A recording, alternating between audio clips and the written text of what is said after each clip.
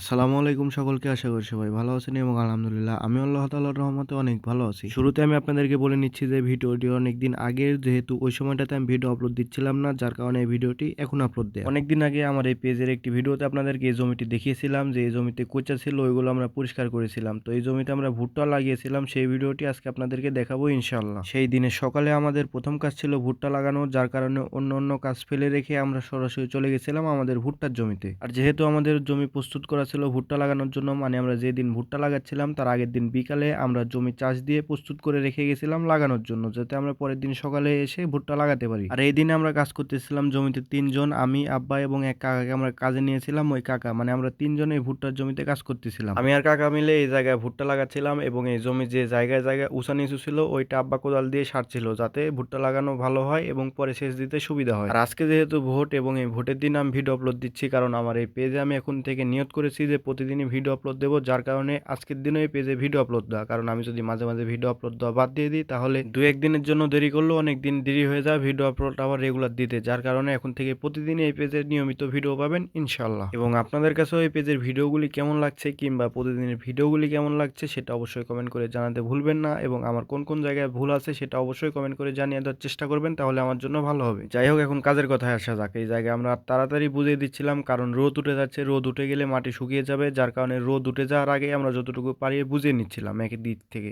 এইভাবে প্রায় কয়েক ধাপে আমরা ভুট্টা লাগিয়েছিলাম, কারণ এইভাবে একটু একটু করে লাগিয়ে নিলে আবার একটু একটু করে বুঝাচ্ছিলাম, যাতে করে মাটিগুলো সাদা হচ্ছিল না, মানে মাটি শুকিয়ে যাচ্ছিল না, যার কারণে ভালো হচ্ছিল। আর ভুট্টা লাগাতে সচরাচর দুইজন হলে হয়ে যায়, আর আমরা যেহেতু তিনজন ছিলাম, যার কারণে আমাদের এই কাজটা শেষ করতে খুব একটা বেশি সময় লাগেনি, মানে সকালের খাওয়া শেষ করার পূর্বেই আমাদের কাজটা হয়ে গেছিল। এবং এই কাজটা শেষ করেও আমরা একটি গুরুত্বপূর্ণ কাজ করেছিলাম, মানে অনেক গুরুত্বপূর্ণ কাজ করেছিলাম বলতে পারেন। তো সেই ভিডিও আছে ইনশাল্লাহ, এই ভিডিওর পরে সেই ভিডিও আপনারা দেখতে পাবেন। আর আপনারা এখন যে জমিটি দেখতে পাচ্ছেন, মানে ভুট্টা লাগানোর যে জমিটি দেখতে পাচ্ছেন, এই জমিটা আলহামদুলিল্লাহ ভুট্টার গাছ হয়ে গেছে এবং আমরা সেচও দিয়ে ফেলেছি, এবং গাছগুলো কত বড় হয়েছে এবং কত বড় হওয়ার পরে আমরা সেচ দিয়েছি সেই সব কিছু আপনাদেরকে পর্যায়ক্রমে দেখাবো ইনশাল্লাহ। আলহামদুলিল্লাহ আমাদের ভুট্টা লাগানো হয়ে গেছে, মানে রোদ পুরোপুরি না উঠতে আমাদের ভুট্টা লাগানো হয়ে গেছে। যে কথা আপনাদেরকে আগেই বললাম যে আমরা তিনজন থাকায় আমাদের এই কাজটা খুব তাড়াতাড়ি হয়েছে। এবং আমি আবারও আপনাদের কাছে ক্ষমা চেয়ে নিচ্ছি, কারণ এই ভিডিওটি অনেক দিন আগের এবং সে অনুযায়ী আমার এই ভিডিওটি অনেক দিন আগে আপলোড দেওয়ার কথা ছিল, কিন্তু কোনো কারণে এই ভিডিওটি অনেক পরে আপলোড দেওয়া হচ্ছে, তার জন্য আমি আপনাদের কাছে আন্তরিকভাবে দুঃখিত। যাই হোক, আপনারা সবাই আমাদের জন্য দোয়া করবেন, আল্লাহ তাআলা যেন আমাদেরকে সুস্থ রাখে এবং আমাদের সকল কাজে যেন বরকত দান করে। আর সম্ভব হলে যারা যারা এই মুহূর্তে ভিডিও দেখছেন তারা অবশ্যই এই ভিডিওর কমেন্ট বক্সে মাশাআল্লাহ লিখে যাবেন। তাহলে আজকের মতো